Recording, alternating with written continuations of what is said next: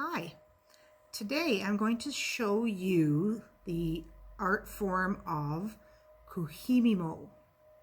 It's a traditional Japanese art form of making braids and cords, and it means gathered threads. So here is something that I did just so you can see. This is a great way to make friendship bracelets or cords for a keychain, something like that.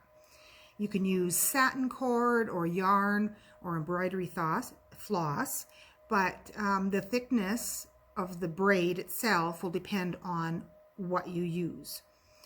And the circle, because that's going to be your weaving platform, the circle can be made out of cardboard, a plastic lid, a round plastic lid. I like using this thick kind of like fun foam stuff, so the yarn doesn't catch.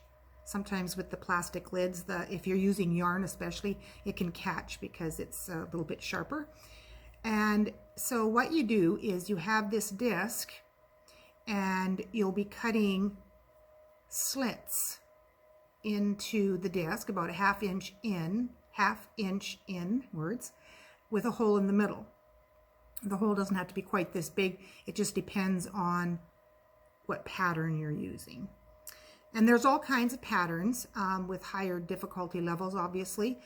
You can find them on YouTube and Pinterest. Today we're going to be doing a very simple version to get you started. And even children could follow this simple pattern, maybe with adult help just to get them started. So what you're going to need is your disc, which I will supply to you in a take and make kit. You're going to need yarn, satin cord, embroidery floss, whichever you prefer. I will supply you with yarn if you need. So you need that, and it can be all one color or it can be different colors. I'm just going to use all one color for now. That's about all you really need. So let's get started. You're going to cut your yarn into 7 24-inch pieces, all right? And you're going to tie a knot off on one end. Now you can leave a little bit at the end, because if you're doing maybe a keychain thing, then you can add some beads if you'd like. So you can leave a little bit of stuff hanging down here. And then what you're going to do is you're going to put the knot inside the hole, and just until you get started, we're going to put some tape on here just to hold that down. And you want the knot to be right up at the circle opening.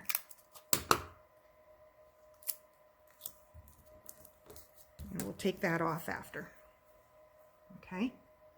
Now you're going to take your 7 strands and you're going to put them into the notches that you made. Now you'll notice that I have more notches than 7 or 8 or whatever, because I used it for a different pattern.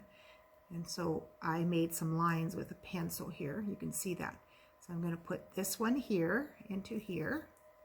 I'm going to take another one and I'm going to put it into this one. Oh, I think I missed one. There we go. That one. And into that one. Another piece into there. Another piece into there. And into there. And into there. And then you'll notice you have one space left, and you need that. You need that to be open. All right.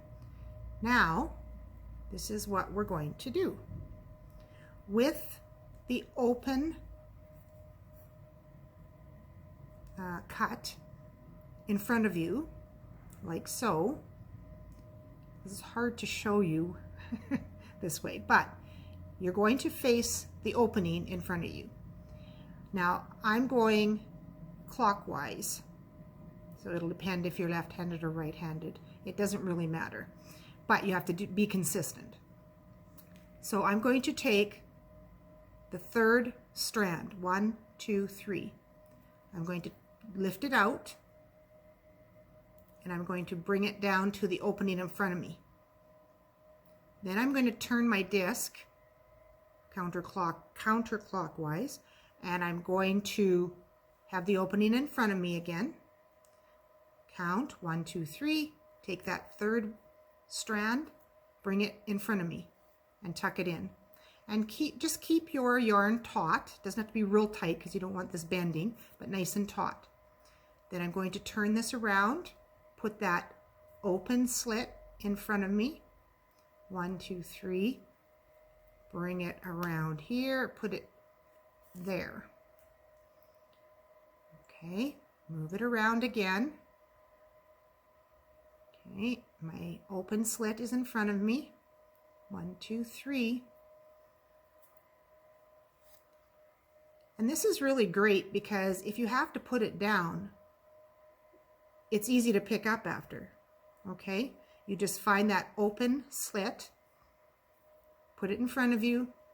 1, 2, 3. Take that piece and put it in there. So I tried moving my camera so you could see it from my angle. Here's my slit in front of me right here. 1, 2, 3. And you can take the tape off once you've gotten going. And then into here, we pull it taut. Go back around. Now this is in front of me. 1, 2, 3. And back over. In front. 1, 2, 3. And over. The open one in front of me. And the third one comes down. And every once in a while, you might have to just run your fingers through your yarn. All right. 1, 2, 3, and over. 1, 2, 3, and over. And you'll see the start of your braid, like so. So depending on what you plan on making with your braid, the finished Kumihimo, I had to Google how to say that, Kumihimo. The finished braid will stretch out, but it won't go back. So before you prepare it for like a bracelet, say, it's best if you give the cord, hold it down here, give the cord a good stretch to pull it out. And you see how long it stretched out? Because if you don't do that and you make a bracelet, the bracelet's going to end up just stretching over time and it'll be too loose. So give it a good pull. If you think you need to braid some more, braid some more. If you think you're done, then all you do is you take off all of your pieces. I just kind of hold them together like so.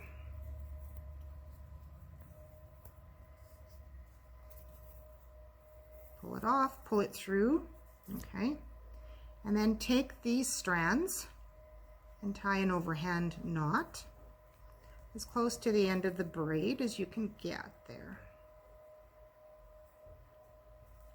Give it a good pull, and there is one of the braids. All right, so I have my little braid done, and I'm going to make it into a keychain. And if you'd like one of those, I have lots of those too. What I did was I slipped the cord through the keychain, you know, like so. I'm using this one as an example. And of course, that's really loose. What I would do is I would take a needle and thread, and I would just run a stitch through there, just to hold the key, not too tight, but just to keep the key ring itself at the top and not flopping all over the place. Then what I did was I took 2 strands from down below of yarn, and I put a bead on the 2 strands. Now, if you've ever worked with wool and you're trying to put it through a bead, you know it's not so great. What I do is I put a piece of tape, really roll it on the end, and if the hole of your bead is a little bit smaller, that helps it to go through. Then I tied a couple of knots there so that the bead wouldn't fall off. After I've finished that, I'm going to just cut that tape right off. All right, so there you go. So I have 2 more, and what I did was, oops, do it the other way. I tied 2 knots, and if you leave the tape on the end, it helps make your knot go through. So I tied 2 knots, and I tried to get the knot in the same place so that my bead wouldn't fall off, like so. And again, you can cut those tape pieces off.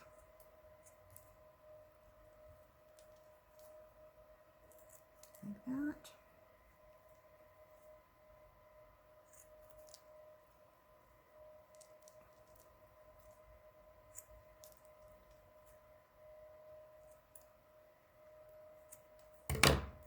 And you have your keychain.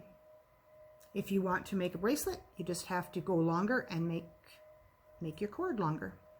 So if you would like a take and make kit of these supplies, you will get a circle made from the foam. You can have a keychain if you'd like. I have these wooden beads that you see on here, if you'd like some of those. I have yarn, different colors that you can choose from if you'd like. So that's about it. I hope you enjoy your Kumihimo keychain. Come and get your supplies from me, and don't forget to take pictures and send them to me. I like to see what you make. Bye now. I forgot to mention something, so this is an afterthought, but you put the key ring on there. You can tack it with thread like I explained earlier, but to keep this together, all I did